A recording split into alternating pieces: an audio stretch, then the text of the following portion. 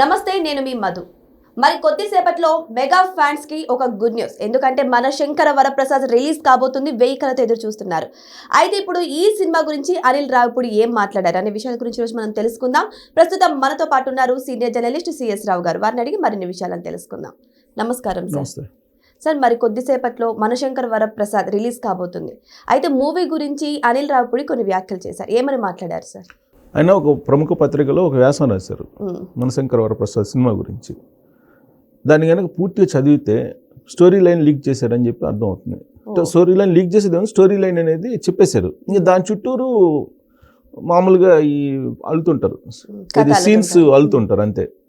Story line base చేసుకుని ఇప్పుడు వెన్నుపూస ఎలాంటిదో సినిమా మామూలు మనిషికి సినిమాకి స్టోరీ లైన్ అనేది అంత ఇంపార్టెంట్. సో స్టోరీ లైన్ ఏంటంటే ఒక భార్య భర్త మధ్య గొడవ వస్తే దాన్ని ఎలా పరిష్కరించుకోవాలి, ఇది స్టోరీ లైన్. చెప్పేశారు కదా సార్, అంతా తెలిసిపోయింది కదా. ఫుల్ ఫ్యామిలీ డ్రామా అనేది చెప్పేశారు.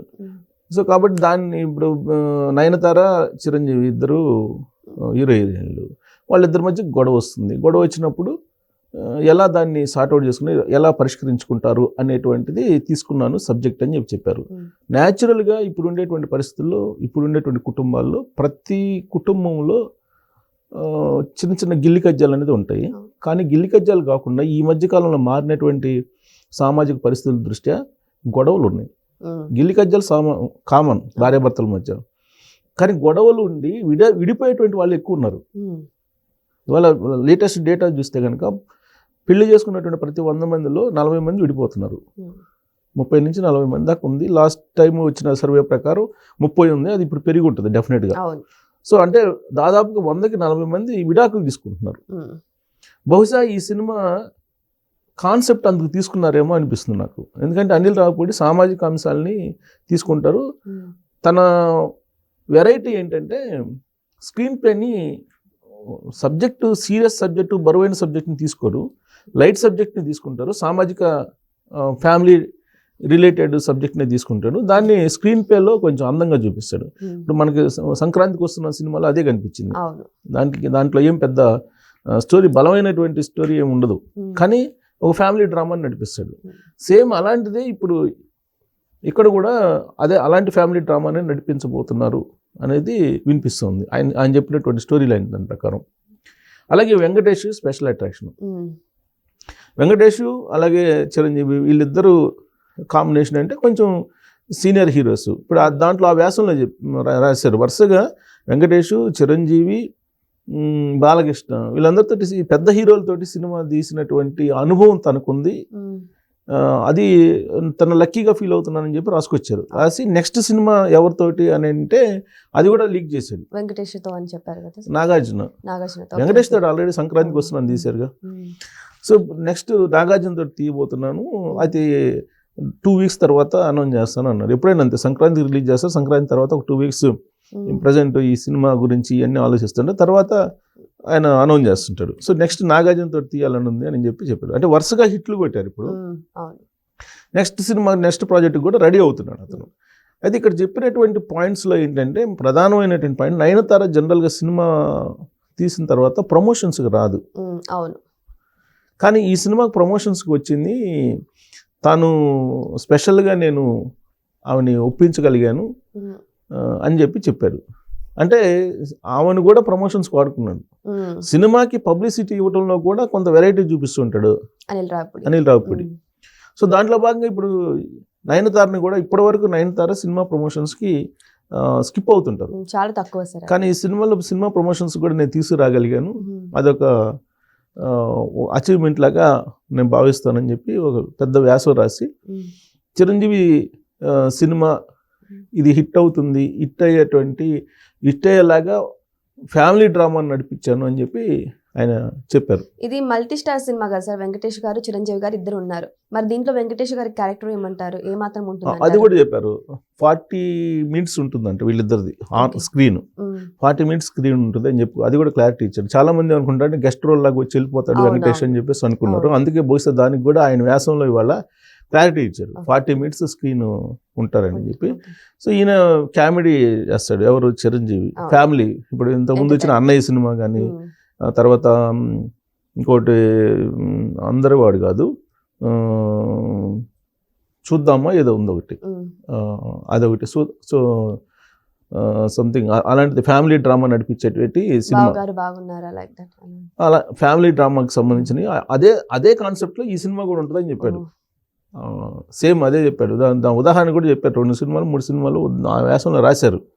అన్నయ్య సినిమా, ఆ తర్వాత వచ్చింది ఇంకా 2 సినిమాలు చెప్పి చిరంజీవి గారి సినిమాలకు సంబంధించి ఫ్యామిలీ డ్రామా ఎలా ఉందో గతంలో సినిమాలకి అలాంటి ఫ్యామిలీ డ్రామానే ఉంటుంది, కొత్తగా మీరేమి ఎక్స్పెక్ట్ చేయొద్దు అన్నట్టుగా చెప్పాడు అతను. ఓకే.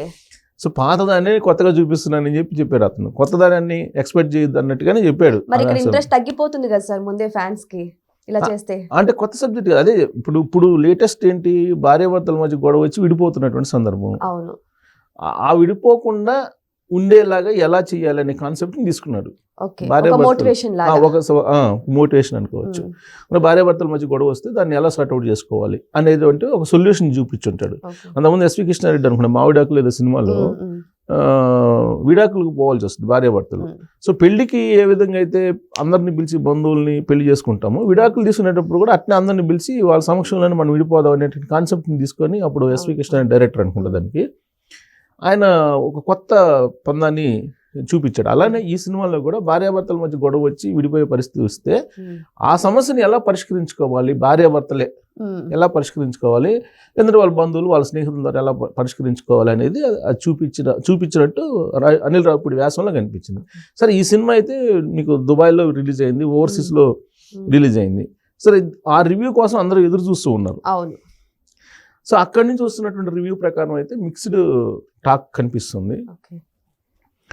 రివ్యూలను మనం పూర్తి స్థాయిలో నమ్మడానికి లేదు ఫస్ట్ ఆఫ్ ఆల్, ఎందుకంటే గందరగోళంగా ఉంటాయి రివ్యూలు. అక్కడ నచ్చనప్పుడు తెలుగు వారికి నచ్చచ్చు కదా సార్. ఒక్కోసారి ఓవర్సీస్ వల్ల థింకింగ్ వేరే ఉంటుంది.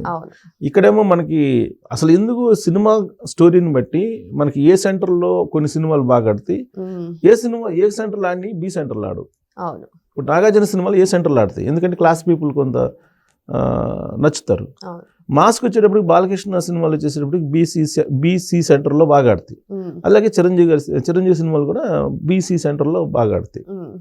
సో కాబట్టి మాస్ కొంచెం ఎక్కువగా చూపించినట్టు అనిపించింది. అందుకే బహుశా ఓవర్సీస్ నుంచి కొంచెం 2.5 అలా రేటింగ్ తోటి మిక్స్డ్ టాక్స్ వస్తున్నట్టు కనిపిస్తుంది.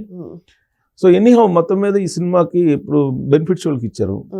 ఇప్పుడు ఈ రోజే మరి కొన్ని గంటల్లో బెనిఫిట్ షో రిలీజ్ కాబోతుంది. 600 రూపాయల టికెట్ వసూలు చేసుకోవచ్చు ఫస్ట్ డేని. తర్వాత టికెట్లు 1 వీక్ పెంచుకునేదానికి అవకాశం ఇచ్చింది తెలంగాణ గవర్నమెంట్ కూడా. కోర్టుల్లో కూడా ఈ సంక్రాంతి సందర్భం ఆల్రెడీ కోర్టు కేసుకి మూవ్ చేస్తున్నారు కానీ బట్ సెలవులు ఉన్నాయి. దాన్ని ఎలా చేయాలనేది వాళ్ళకి అర్థం కావట్లేదు పాపం. దాని నుంచి కూడా తప్పించుకున్నట్టే బహుశా ఇది. సో ఆంధ్రప్రదేశ్లో కూడా టికెట్లు పెంచారు కాబట్టి రాబడి అయితే ఇబ్బంది ఉండదు కానీ బట్ సినిమా హిట్టా ఫట్టా అనేది ఆంధ్ర జనం, సీడెడ్ జనం, ఆంధ్ర తర్వాత నైజాం వీళ్ళందరూ చూస్తారు కాబట్టి తెలుగు పీపుల్ ఒరిజినల్ రేటింగ్ ఏంటి అనేది మనం వెయిట్ చేయాలి. ఈ సినిమా అనిల్ రావిపూడి చాలా క్లియర్గా చెప్పాడు. ఏంటంటే టైం మెషిన్లో వెళ్ళినట్టు ఉంటుంది అని చెప్పాడు. అంటే బహుశా పాస్ట్కి కావాలంటే పాస్ట్, ఫ్యూచర్కి కావాలంటే ఫ్యూచర్ వెళ్ళేలాగా డిజైన్ చేశారు ఆ సినిమా అని చెప్తున్నాడు. టైం మెషిన్ అంటే మనకి బాలకృష్ణ నటించిన ఆదిత్య 369 గుర్తొస్తుంది.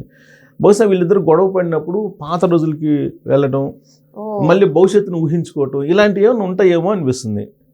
ఇంట్రెస్ట్ క్రియేట్ చేశారు సార్. సో టైం మెషిన్ లాగా మీరు ట్రావెల్ అయినట్టు ఉంటుంది. ఈ సినిమా చూస్తుంటే మీరు టైం మెషిన్లో ట్రావెల్ అయినట్టు ఉంటుంది.